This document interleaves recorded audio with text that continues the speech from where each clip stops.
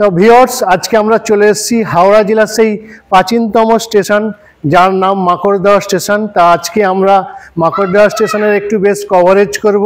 তা তোমাদেরকে দেখাবো যে এই মাকড়দহ স্টেশন কত খ্রিস্টাব্দে হয়েছিল আর এখান থেকে কোন কোন ট্রেন যাতায়াত করে সেটাই আমরা তুলে ধরবো। এখানে আমি কিছু স্থানীয় লোকের সঙ্গে কথা বলবো। তা একটু আমি আগে এই দিকটায় দেখা যায়।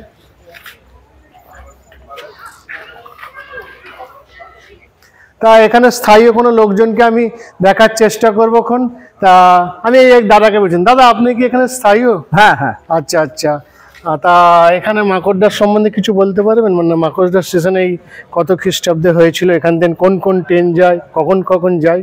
আচ্ছা, এই যে স্টেশনটা এটা হাওড়া টু বর্গেছিয়া চালু হয়েছিল 1983 সালে, 1983। আচ্ছা আচ্ছা। তো তারপরে ওই বর্গেছিয়া পর্যন্ত এই ট্রেন চলতো, মানে হাওড়া থেকে বর্গেছিয়া হয়েছিল। পরবর্তী ক্ষেত্রে ওটা মহেন্দ্রলাল নগর, তারপরে আমতা পর্যন্ত হয়েছিল। এটা ব্রডগেজ লাইন। এটা কি সিঙ্গেল লাইন নাকি? হ্যাঁ, এটা সিঙ্গেল লাইন। দুটো জায়গায় ক্রসিং আছে। আচ্ছা, কোন কোন জায়গা বলতে পারবেন? বাঁকড়া নয়াবাজে আছে। তা আপনারা শুনতেই পাচ্ছেন, বাঁকড়া নয়াবাজার একটা ক্রসিং আছে আর একটা সম্ভবত হচ্ছে বর্গেছিয়া। বর্গেছিয়ার আগে ডোমজুর একটা ক্রসিং আছে, তারপর বর্গেছিয়া ক্রসিং আছে, আমদা আছে। আর আমি একটা বার্তা মানে সকলকে দিতে চাই যে সকলে মানে ট্রেন চাপবেন আর অবশ্যই কিন্তু ট্রেনের টিকিট কেটে মানে ভ্রমণ করবেন। এই তো সামান্য ব্যাপার, 5 টাকা থেকে 10 টাকা, খুব জোর 15 টাকা কি 20 টাকা। তা আপনারা ট্রেনে যদি টিকিট কেটে যদি যাতায়াত করেন, এখানে ট্রেনের পরিকাঠামোটা অনেকটা আরও উন্নত হবে। তা বিগত আমি এইভাবে আপনাদের বলতে চাইছি যে তোমরা এইভাবে থাকবেন, টিকিট কেটে চলবেন। আচ্ছা দাদা, এই হাওড়া থেকে আমতা কতগুলো স্টেশন আছে? আনুমানিক 21টা হবে। আচ্ছা, আনুমানিক 21টি। আর সারা দিনে মানে কতগুলো ট্রেন যাতায়াত করছে? প্রায় আপে 10টা, ডাউনেও 10টা। আচ্ছা, আপে 10টা, ডাউনেও 10টা। আর লাস্ট ট্রেন কটা আনুমানিক বলতে পারবেন? রাত্রিবেলা ওই আছে 10টা কত মিনিটে। আচ্ছা লাস্ট, ঠিক আছে। এই যে একটা মানে বলুন না, এটা বলে এটা মানে সামনে ব্যাপার। তো আর তোমার এইটা অ্যাঙ্গেল একটা নিলাম, তুমি একটা মানে হাঁটতে হাঁটতে মানে আসবে, ঠিক আছে?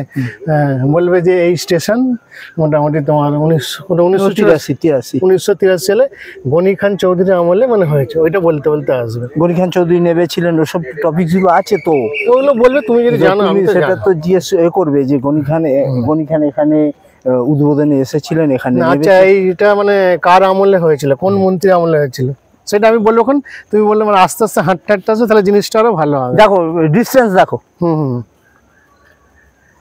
ব্যাস, ঠিক আছে, তুমি বলতে বলতে আসবো।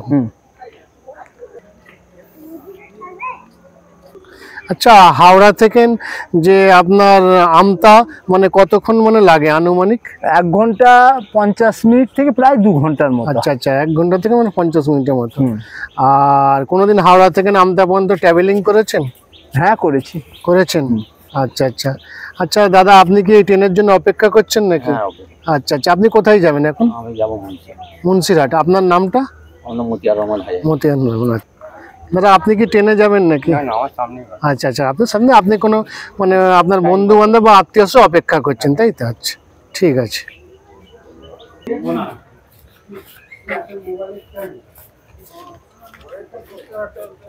বন্ধুরা, আজকের মতো বিনোদনটা এখানেই শেষ করব, আজকের ব্লগিংটা এখানেই শেষ করব। আমরা মাকড়দহ স্টেশনে এসে এখানে বেশ কিছু স্থানীয় লোকের সঙ্গে কথা বলে বেশ কিছু জানা অজানা তথ্য তুলে ধরলাম।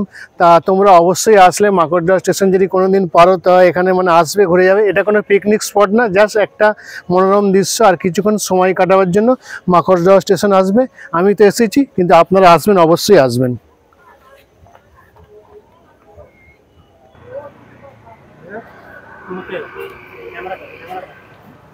দাদা, আপনি কি এখানে স্থানীয় লোক?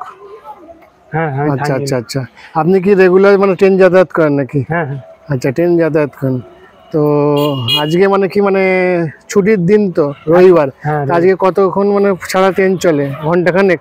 হ্যাঁ, ঘন্টাখানেক মধ্যে। আচ্ছা আচ্ছা, ট্রেনের অপেক্ষা করছেন, তাই তো? আচ্ছা ঠিক আছে, দেখা যাক। ট্রেন আসলে তাহলে আপনার সঙ্গে আমি ট্রেনে উঠবো।